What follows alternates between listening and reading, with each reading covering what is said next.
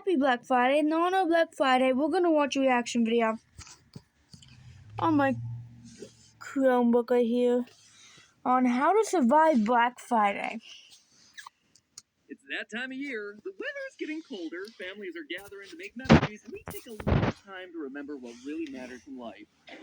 Capitalism. Today we're using the classic theorist methods of research and overthinking You to can see my optimize reaction your to Black this. Friday shopping. How can you save the most money while shopping for all your loved ones this holiday season? Spoiler alert, if you're asking that question, you've already lost. Hello, Internet! Welcome to Style Theory, where today we are going to beat Black Friday with some big brain strategies. So, it is the holiday season, and you know what that means. It is time to go out and, like little elves that we are, go buy gifts for all our family and friends. This little elf here, that's actually kind of funny. When you're an employer, like I am, it also means that you're getting gifts for your employees. But how do you do that? If I want to optimize my gift-giving experience as boss of Theorist Inc. Incorporated, that's what the Inc. stands for, but I thought including Incorporated would make it sound more official. In Theorist Inc. Incorporated, the question I have is this: how do I optimize my Black Friday experience? Well, friends, I've done some research, I'm starting a plan, and it's all top secret. Let's go! To the boss cave! It's this way. I'm still tethered to my thing. Well, live action Matt Pat's busy untangling himself. Let's do a little bit of a background check on the most popular shopping day of the year, Black Friday. The OG Black Friday came into being way back in the 1950s in none other than Philadelphia, Pennsylvania. Because of course, the holiday where people trample each other to get their hands on a Tickle Me Elmo started in the city of brotherly love. As the story goes, police officers in the city began using the phrase to describe the chaos that happened in the city when large numbers of suburban tourists rushed into town to begin their holiday shopping, creating traffic jams, accidents, and shoplifting. It also didn't really help the crowd situation that there was a tradition of a big football game happening on Saturday, Army versus Navy, pushing the city to its breaking point. And from there, the Black Friday name just kind of stuck. For a few years, stores tried to rebrand it all as Big Friday to avoid that negative sounding name, but yeah, it didn't work. So then they tried again to respin the narrative around Black Friday as a positive thing. You see, many businesses operate at a financial loss for much of the year. In other words, you would say that they're in the red. That is, until the day after Thanksgiving, when massive sales finally allowed them to turn a profit, putting them in the black. This one had a bit more success, but what made it truly enter the public consciousness was a 1961 article in the New York Times where they used the phrase to specifically refer to the day after Thanksgiving as the busiest shopping and traffic day of the year. Though that's not always entirely true. In reality, it competes for that title with the Saturday before Christmas, known as Super Saturday. Anyway, fast forward to today, where you can't escape the marketing branding Black Friday as the day of the year's best deals, regardless of whether you're buying those gifts for others or for yourself. It's okay. You can admit it. If you bought an item or 2 or 10 for yourself. Well, it's okay. You can admit it if you have bought an item or 2 or maybe 10 for yourself. It's okay. You can admit it.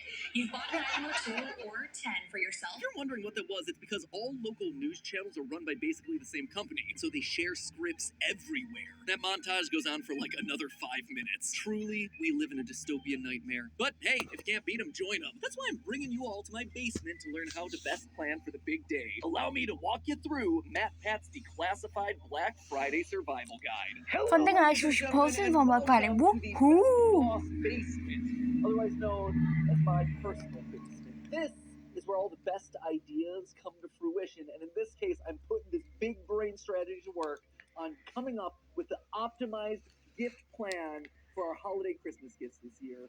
Everyone's done a good job this year. CPM's been a little bit rough, but that's not their fault. They've done amazing work.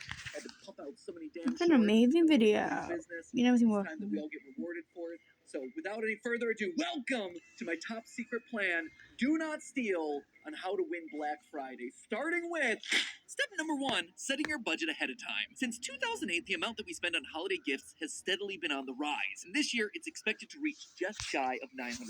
That said, countless studies have shown that setting a target amount that you're willing to spend decreases bloat and impulse shopping. But thinking about it like a budget is actually approaching it the wrong way. Your emotional brain sees the word budget and thinks of it the same way that it does a diet. The connotation is deprivation, depression, not getting what you want. The word diet makes us feel like there's a famine coming. And while we can certainly take take that on in the short term, the long-term deprivation of a diet doesn't really work. When our brains are in deprivation mode, you start to see food differently. It becomes more appetizing and tempting because now you can't have it. Budgets work similarly because instead of thinking about what you want, you're thinking about what you can't have. A budget implies scarcity. So instead, create a spending plan, which sounds the same but actually works in a slightly different way that benefits your brain. Unlike a budget, a spending plan is focused on your goals. You first sit down and think about all the things that you value the most. So if you want to take vacation, your goal becomes take a trip to Japan in 2025. Once you have that goal in mind, you build a plan on how to execute on that goal. Crunching numbers, planning how to save, moving money around. In its implementation, a spending plan is virtually the same as a budget, but the approach is different enough that it helps our brains succeed. So this year I have $1,000 to spend on the corporate gifts for our 6 department heads, and I want to get each one a personalized gift that makes sense for them. I also feel good about getting the most out of my money by shopping on Black Friday, which means it's now time for step number 2, figuring out what I actually got to get everyone. Head I chose Wix for my business because of its massive scope for functionality and freedom. Head editor Dan. He is, as the name implies, the head editor, and therefore is stuck in the editing dungeon. Kind of goes without saying. A little bit dreary, a little bit damp, a little bit of a bummer. So maybe something like, say, a lamp, or something that gives him the illusion of hope and daylight in his day-to-day operation. Well, we'll see. We also know that he enjoys bops, otherwise known as sick beats or tunes to those of you in various generations. So he likes music, he lives in a dungeon, he also has incredibly long hair, just like big old wad of hair that he likes to clump up on his head like a big old Cinnabon up here in the man bun style. I hate to tell him that was, the style back in 2016 and probably should be updated at this point, but hey, he does him. That's probably a style theory episode for another day, right? So, taking all of these factoids one by one, stuck in editing dungeon, enjoys bops, long hair. We need something that's gonna hold the hair back, but also give him the sick tunes that he's looking for. Obviously, the answer is headphones. Bonus points of this one is the fact that not only is this a present for him, you're gonna make his day-to-day life that much better, it also is gonna help his work theorist better. Because who doesn't love a corporate gift that helps their day-to-day office life? The Film Theory channel. So obviously, as part of that territory, he loves going to the movies. Maybe a film pass, maybe a popcorn bucket, maybe a big old dude. It's like me, but to buy, the massively hard self. Very red here. By the way, ages the chair very day. What trade in rocket fuel? Personally, I think it was just a mistake at the factory and they had to complete the markers supposed to. I am betrayment from Lee, director for Food Theory. And really, the man is just an enigma wrapped in a mystery, right? He's a big food guy. He also loves to cook. It really goes hand in hand. He is about love multiple years by getting sleep. You'll notice one thing. He's either all about FNAF and indie horror, or he's all about Nintendo and wider Nintendo property. And have the S. Like, do you really? Because Jeff had a feng shui episode of The Very Small World. So an epic gamer, clearly, because we game on the GT Live couch. Also got Peacock to watch FNAF and Lord to accomplish.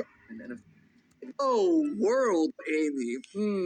Well, clearly she's a fashion icon, and she's so worldly that she travels all the time. But she knows that you're wrong. I'm just her employee. The star everywhere except worked on.